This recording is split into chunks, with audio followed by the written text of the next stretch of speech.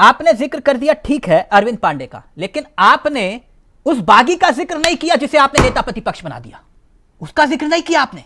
उस शख्स ने जो रात को गए, सुबह बीजेपी में टिकट ली, खुद की भी और बेटे की भी, और उसको आप उस शख्स को आपने वापस टिकट नहीं दिया, सम्मान भी दिया और मान भी दिया। ठीक, आपने अरविंद पांडे का जिक्र तो कर दिया, लेकिन अपने माननीय नेता प्रतिपक्ष का जिक्र नहीं किया आपने। नहीं किया ना।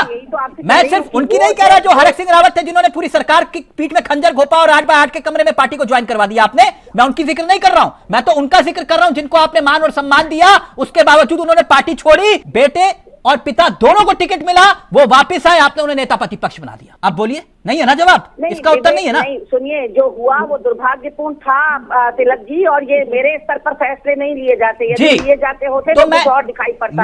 मैं तब भी करण महारा जी के साथ खड़ा था, मैं आज भी करण महारा के साथ खड़ा हूं। अब रुकिए, बतौर कप्तान आज भी मैं करण महारा के उस वक्तव्य के साथ खड़ा हूं कि करना चाहता हूं, करने तो दे, करना चाहिए, ऐसे शख्स को करना चाहिए और फ्री हैंड देना चाहिए कांग्रेस को। अब अनुशासन की बात आई तो बनाइए अनुशासन समिति और भेज दे इनको एक बार नोटिस ना भेजे और कार्रवाई करें, तब मानेंगे नीरज जी और हम मिलके कि हाँ करण महारा, हम ये नहीं कह रहे होंगे दम नहीं है, दम है, लेकिन करके दिखाएं। उन्होंने किया।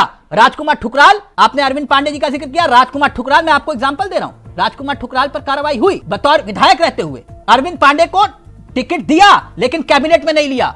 तीसरा, जिन चैंपियन को आपने 2 मिनट पार्टी से नहीं निकाला और मुख्यमंत्री को लेकर क्या क्या उन्होंने सड़कों के ऊपर बोला वो सब जानते हैं, आपने 2 मिनट का नोटिस नहीं दिया, उनको 2 साल के लिए पार्टी से निकाला। मैं इसलिए कह रहा हूं ये फर्क है, बस इतनी सी बात है। और करण महारा कर सकते हैं, उनको करने दिया जाए तो, मैं ये भी कह रहा हूं।